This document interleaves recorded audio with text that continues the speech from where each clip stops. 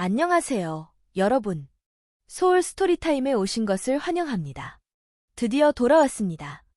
히가시노 게이고 작가의 살인의 문 2권을 시작합니다. 한 권에서 열렸던 그 문, 그 너머에 있던 진실은 과연 무엇이었을까요? 이제 모든 비밀이 밝혀집니다. 뒤틀린 운명과 예측할 수 없는 반전의 연속. 지금 함께 들어보시겠어요?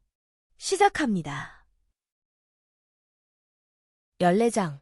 데라오카 리에코의 집을 찾아가기로 결심한 건 그 며칠 뒤의 일이었다. 도무지 연락이 되지 않아 직접 가보기로 한 것이다. 다 지난 일이긴 하지만 한 번은 그녀에게 묻고 싶었다.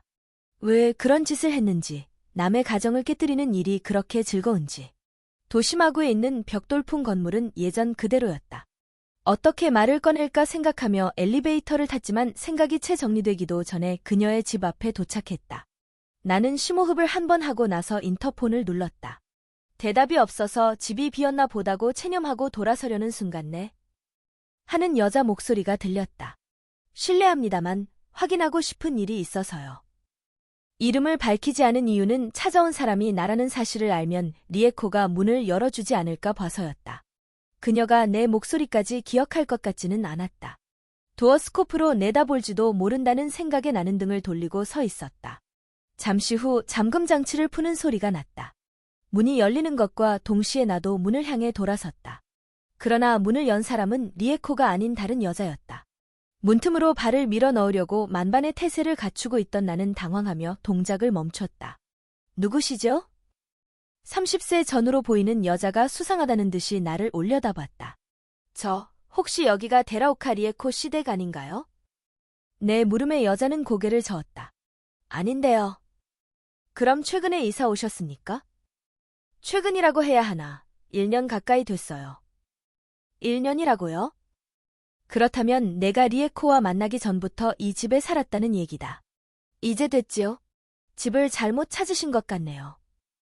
네, 죄송합니다. 집을 잘못 찾아왔을 리는 없었다. 지난번에 내가 리에코의 부탁으로 찾아왔던 집은 분명 여기였다. 문이 닫힌 후에도 나는 한동안 그 집 앞을 떠나지 못했다. 그러고 보니 문 옆에 문패가 붙어 있었다. 혼다라는 성이었다. 지난번에 왔을 때는 문패가 없었다. 어찌 된 영문인지 알 수 없었다. 데라오카 리에코는 어디로 사라져 버린 것일까? 아니 그보다 그녀는 대체 누구란 말인가? 나는 집주인이 귀찮아할 것을 알면서도 다시 벨을 눌렀다. 왜 그러시죠? 제가 좀 바쁜데요. 여자가 경계의 빛을 띠고 물었다. 아무래도 몇 가지 여쭤봐야 할 것 같아서요. 데라오카 리에코라는 여성에 대해 전혀 모르시나요? 여자가 고개를 저었다. 몰라요. 들어본 적도 없어요. 그럼 혹시 이 집을 다른 사람과 함께 쓰신 적도 없습니까? 간혹이라도. 없어요. 왜 그런 걸 물으시는데요? 그게 말이죠. 나는 명함을 내밀었다. 실은 6개월쯤 전에 이 집의 가구를 배달한 적이 있습니다. 그때 분명히 이 집에 그런 분이 계셨거든요. 그리고 저는 그때 배달한 가구 때문에 상의할 일이 있어서 왔습니다. 명함이 효과를 발휘했는지 여자의 얼굴에 드리웠던 경계의 빛이 다소 옅어졌다. 하지만 수상쩍다는 듯이 찡그린 눈썹은 그대로였다. 저는 가구 같은 걸 주문한 적 없어요. 집을 착각하신 거 아닐까요? 아닙니다. 분명히 이 집이었어요. 이사하신 후로는 계속 여기 사셨나요? 장기간 집을 비운 적도 없으시고요? 그건... 여자가 뭔가 생각하는 듯한 표정을 지었다. 그런 일이 있었습니까? 반년쯤 전에 한 달가량 해외에 나가 있었던 적이 있어요. 하지만 그 사이에 집을 다른 사람에게 빌려주지는 않았어요. 열쇠도 제가 갖고 있었고요. 이제 되셨지요? 제가 보기엔 집을 착각하신 게 틀림없는 것 같아요. 그러고서 여자는 문을 닫으려고 했다. 잠깐만요. 그럼 딱 하나만 더 부탁드리겠습니다. 집안을 잠깐 보여주실 수 있겠습니까? 제 눈으로 직접 보면 제 착각인지 아닌지 알 수 있을 텐데요. 그건 곤란해요. 알지도 못하는 분을 집 안에 들여놓을 수는 없습니다. 그녀가 문손잡이를 쥔 손에 힘을 주었다. 그럼 혹시 거실에 이트날렌 테이블이 있나요? 큼직한 목재 테이블인데요. 그 말에 그녀의 표정이 확 변했다. 그녀가 당황한 얼굴로 나를 봤다. 목재 테이블이 있긴 한데 어느 회사 제품인지는 모르겠어요. 식탁은 유리 제품 아닙니까? 의자는 금속 파이프에 가죽을 씌웠고요. 여자가 분명히 놀라고 있었다. 내 말이 사실이었던 것이다. 그런 건 어디서나 흔히 볼 수 있는 가구 아닌가요? 그래서 집안을 한번 보여주십사 하는 겁니다. 보면 확실히 알 수 있습니다. 그녀가 망설이는 듯했다. 모르는 남자를 집에 들여놓고 싶지는 않지만 이 남자의 말이 사실이다. 그렇다면 누군가 자신의 집을 제멋대로 사용했다는 말일까? 아마도 그런 생각들이 머릿속을 오갈 것이다. 그럼 그녀가 입을 열었다. 저는 여기 있을 테니 안에 들어가서 살펴보세요. 물건들에 함부로 손대지 마시고요. 알겠습니다. 감사합니다. 문손잡이를 쥔 채 가만히 서 있는 여자를 지나쳐 집 안으로 들어갔다. 짧은 복도가 있고 그 안쪽이 거실이다. 나는 거실 문을 열었다. 모스그린 소파와 샹들리에 스타일 조명, 노란빛 커튼. 모든 것이 그전 그대로였다. 직업상 나는 가구를 한 번 보면 잊지 않았다. 테이블은 역시 이튼 알렌이었다. 어떤가요? 여자가 불안한 듯이 물었다. 이 집이 틀림없다고 대답할 수는 없었다. 그렇게 대답하면 여자는 경찰에 신고할 것이다. 일이 커지는 건 결코 내게 유리하지 않았다. 딱 잘라 말씀드리기 어렵군요. 나는 짐짓 고개를 갸우뚱거렸다. 이 집인 것 같기도 하고 아닌 것 같기도 하고 시간이 많이 흘러서 잘 모르겠어요. 다시 잘 보세요. 결론이 나지 않으면 저도 찜찜할 것 같아요. 가구가 내 말과 일치했기 때문인지 그녀의 태도가 아까와는 미묘하게 달랐다. 회사에 돌아가서 알아보면 알 수 있을지도 모릅니다. 다시 연락드릴 테니 전화번호를 알려주시겠습니까? 여자가 망설임 없이 전화번호를 불렀다. 나는 그것을 받아 적었다. 열쇠를 남에게 빌려준 적이 전혀 없습니까? 없어요. 그녀는 단언했다. 아, 그리고 집 소유주의 전화번호도 알았으면 좋겠는데요. 저희 쪽에서 한번 연락해 볼까 해서요. 그녀가 이번에는 떨떠름한 표정을 지었다. 꼭 필요하시면 제가 집주인에게 물어볼게요.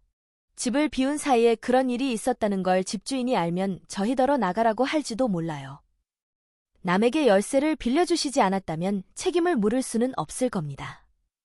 문제를 일으키고 싶지 않아서 그래요. 이 집을 빌리는데 조건이 굉장히 까다로웠거든요. 조금이라도 문제가 생기면 나가기로 약속했어요. 그녀가 양보하려고 하지 않아 나는 포기할 수밖에 없었다. 그럼 집주인에게 물어보신 후에 결과를 알려주시겠습니까? 아까 드린 명함에 있는 번호로 연락 주시면 됩니다. 알겠어요. 하지만 물어봐야 할지 말아야 할지 잘 모르겠네요. 제 생각에는 한번 연락해 보시는 편이 나을 것 같습니다. 인사를 한 뒤 그 집을 나왔다. 그녀는 당분간 불안한 나날을 보낼 것이다. 하지만 분위기로 보아 집주인에게 물어보지는 않을 것 같았다. 임대 맨션의 경우 집주인이나 부동산업자가 마스터키를 따로 갖고 있는 것이 일반적이었다. 그 열쇠를 누가 보관하는지만이라도 알고 싶었다. 그러나 세입자의 허락 없이 집주인에게 연락할 수는 없었다. 그리고 설사 데라오카 리에코의 행위를 집주인이나 부동산업자가 알았다 해도 내게 알려줄 리 없었고 몰랐다 해도 제3자가 무단으로 그 집을 이용할 가능성을 인정할 리 없었다. 데라오카 리에코는 대체 어떤 사람일까? 무슨 이유로 남의 집에 들어가서 나를 유혹했을까? 아니, 유혹에 그친 것이 아니라 그녀는 내 가정을 파괴했다. 이제 남은 유일한 방법은 긴자의 클럽으로 그녀를 찾아가는 것이었다. 그러나 그녀가 가르쳐준 클럽은 긴자의 그 어디에도 존재하지 않았다. 비슷한 이름의 클럽이 있어 전화해봤지만 데라오카 리에라는 호스티스는 없었고 일한 적도 없다고 했다. 이때에 이르러서야 나는 함정에 빠진 것 아닌가 의심하게 됐다. 즉 데라오카 리에코는 처음부터 자취를 감출 작정을 하고 내게 접근해 나를 유혹하고 내 가정을 파괴한 것 아닐까 생각한 것이다. 문제는 그 목적이었다. 내 가정을 파괴해서 그녀에게 돌아갈 이득이 무엇이란 말인가. 그 후 나는 시간이 날 때마다 긴자나 롯폰기의 술집을 찾아다녔다. 리에코는 술집 여자임이 분명하고 따라서 그런 식으로 찾아다니다 보면 언젠가는 만날 거라고 확신했기 때문이었다. 아무 소득 없이 2달 정도 지났을 무렵 구라모치에게서 연락이 왔다. 회사에 놀러 오지 않겠냐는 것이었다. 그는 자신이 말했던 것처럼 한 달쯤 전에 회사를 차려 독립했다. 가고 싶지 않아. 라고 말할 수는 없었다. 그에게 큰 빚을 졌기 때문이다. 별 탈 없이 살아가고 있는 것도 그의 도움 덕분이었다. 구라모치의 회사는 니혼바시 고부타초에 있는 7층짜리 건물의 5층에 있었다. 주뼛거리며 사무실에 들어서는 나를 구라모치는 만면에 미소를 띠고 맞았다. 기다리고 있었어. 더 빨리 연락하고 싶었는데 여러 가지로 바빠서 말이지. 그는 기분이 매우 좋아 보였다.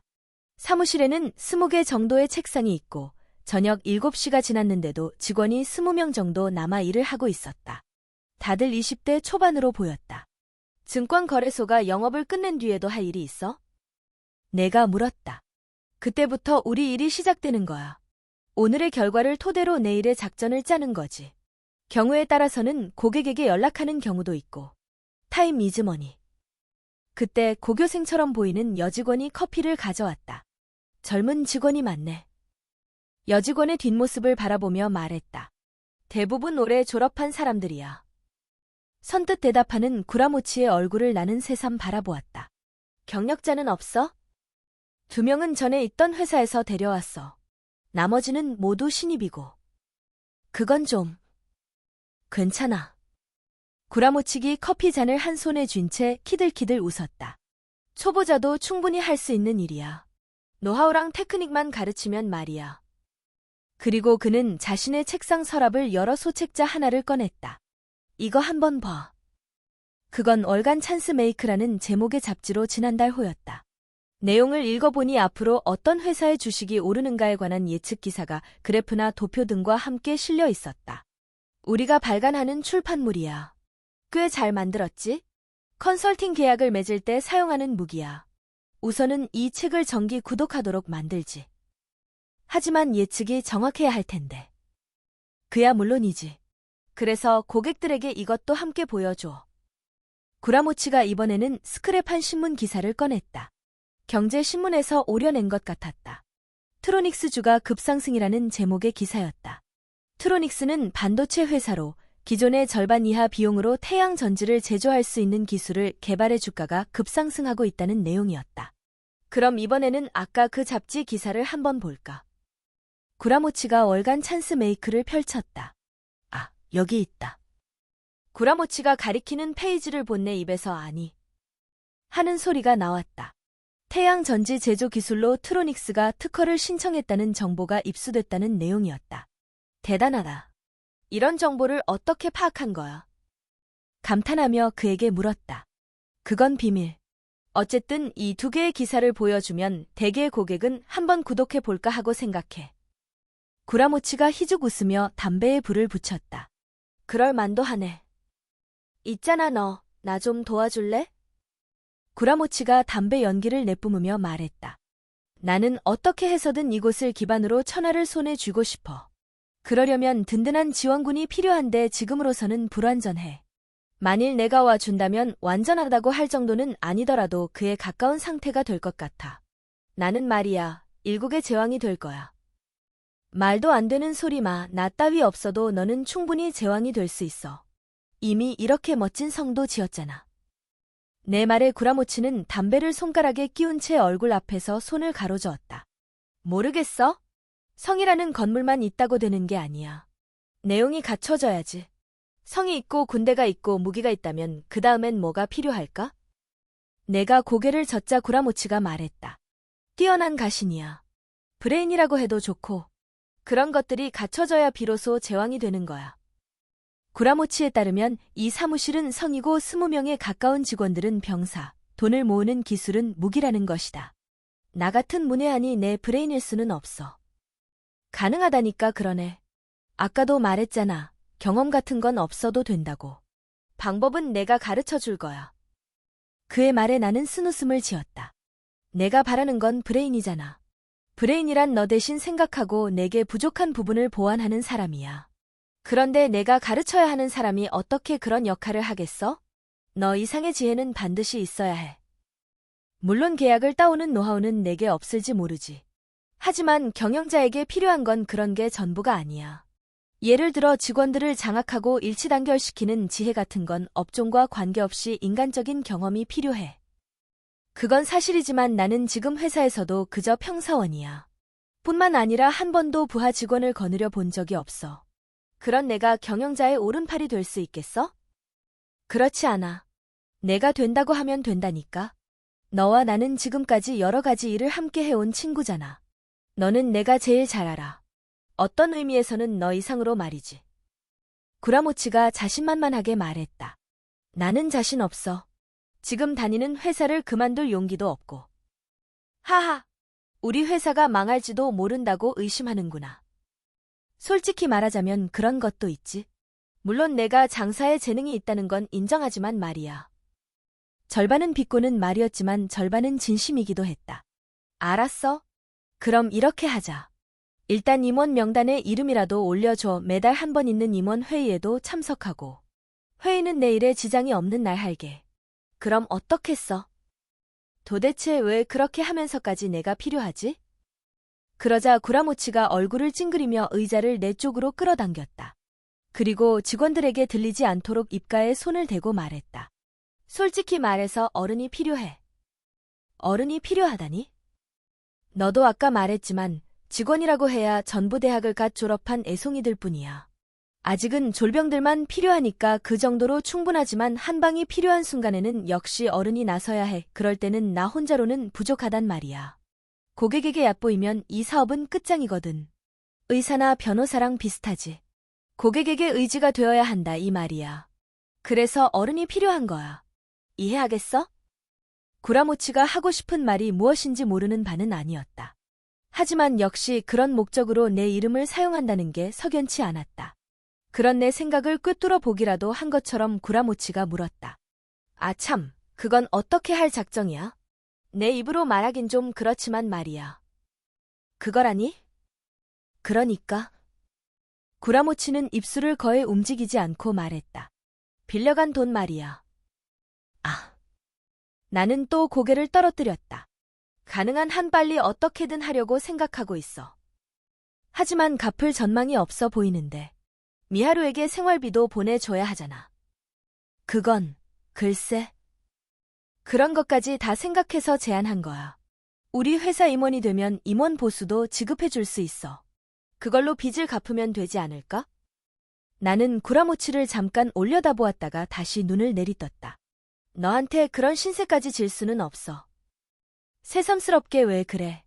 미안하면 임원이 돼서 열심히 일해주면 되잖아. 그럼 내게도 도움이 되고 회사로서도 이익이고 꼭 먹고 알먹고지. 그의 이야기를 들으며 나는 살짝 혼란에 빠졌다. 지금 내 처지를 생각하면 그의 제안은 너무도 고마웠다. 아무리 친한 친구라도 이렇게까지 해주기는 힘들 것이다. 하지만 그런 그를 나는 증오하고 있다. 죽이고 싶었던 적도 한두 번이 아니다. 나는 고개를 들고 구라모치의 얼굴을 똑바로 봤다. 왜 그래? 구라모치가 물었다. 나한테 왜 이렇게 잘해주지? 내세울 임원이 필요하다면 얼마든지 구할 수 있을 텐데. 꼭 내가 아니라도 말이야. 구라모치가 옅은 미소를 지으며 귓속을 극적거렸다. 전에도 너한테 말한 적이 있지만 우리 부부가 소개한 여자와 결혼하는 바람에 내가 엄청나게 고생했잖아. 그걸 어떤 형태로든 보상하고 싶은 거야. 아무리 그래도. 물론 그게 전부는 아니지. 그가 계속해서 말했다. 단지 그런 마음 때문에 중요한 역할을 맡겼다간 회사가 곧 망하고 말겠지. 아까 가신이라는 표현을 썼는데 일본 통일의 기반을 닦은 오다 노부나가를 살해한 아케치 미스히데 역시 한때는 노부나가의 가신이었어. 아무리 의지가 되더라도 언제 자신의 목을 따러 올지 모르는 사람을 가신으로 삼을 수는 없단 말이지. 그 어떤 경우라도 믿을 수 있는 사람, 그런 사람을 찾다 보니 아무래도 내 옆에는 너밖에 없더라. 의외의 대답에 나는 아무 말도 못하고 눈만 껌뻑거렸다. 그 내용도 그렇지만 말하는 구라모치의 얼굴에 이제까지 본 적 없는 수줍음 같은 것이 어려 있었다.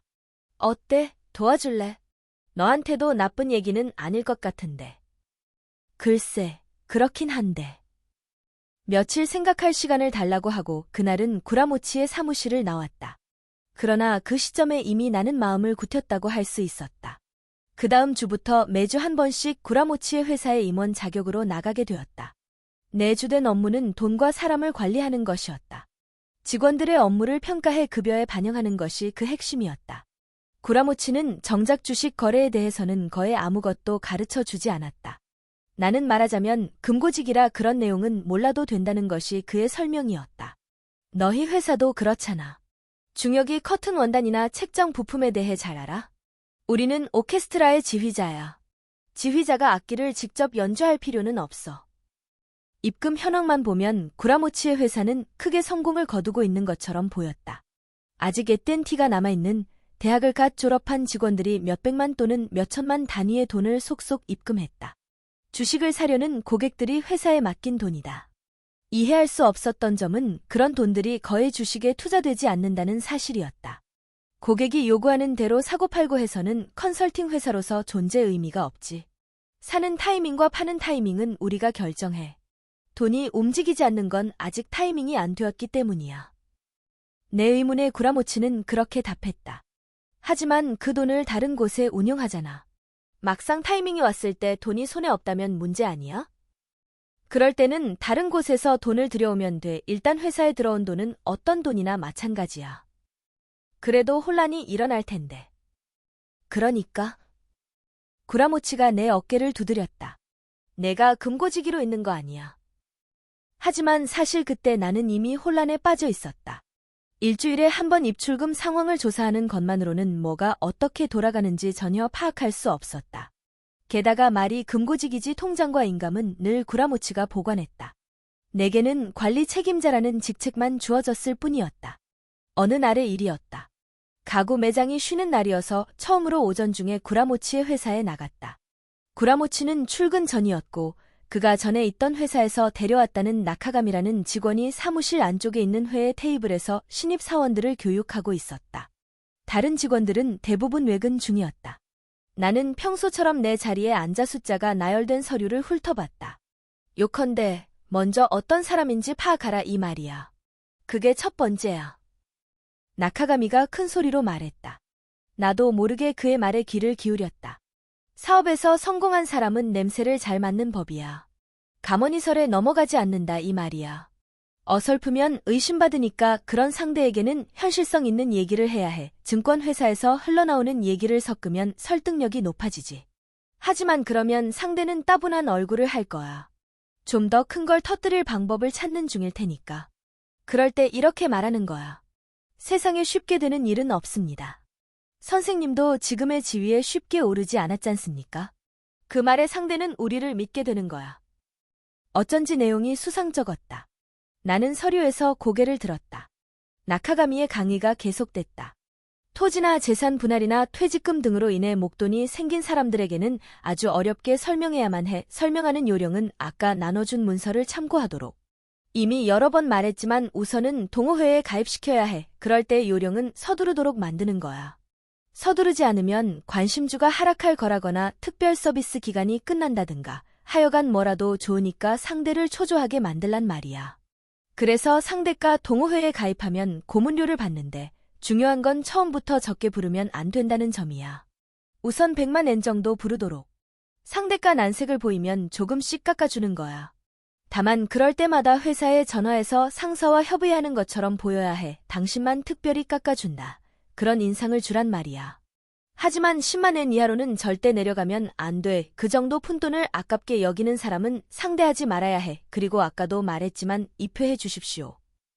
부탁드립니다. 따위의 표현은 금물이야. 우리가 갑이고 상대를 얕보는 것처럼 말해야 해. 손해볼 일 없을 테니 입회하세요. 그 정도면 충분해. 막상 주식 매매를 의뢰받을 경우에는 이게 제일 중요한데 절대로 잊어서는 안 되는 점이야. 여기서 나카가미는 일단 말을 끊었다. 나는 그의 다음 말에 온 신경을 집중했다. 나카가미가 신입들을 한번 둘러본 뒤 내뱉었다. 일단 고객이 맡긴 돈은 절대 돌려줘서는 안 돼. 그게 철칙이야. 자, 여러분. 오늘은 히가시노 게이고의 살인의 문 2권, 14장까지 함께 들으셨습니다. 점점 진실에 가까워지고 있습니다. 하지만 히가시노 게이고의 반전은 여기서 끝나지 않죠. 다음 챕터에서는 어떤 충격적인 진실이 기다리고 있을까요? 다음 이야기에서 만나요. 편안한 밤 되세요. 안녕.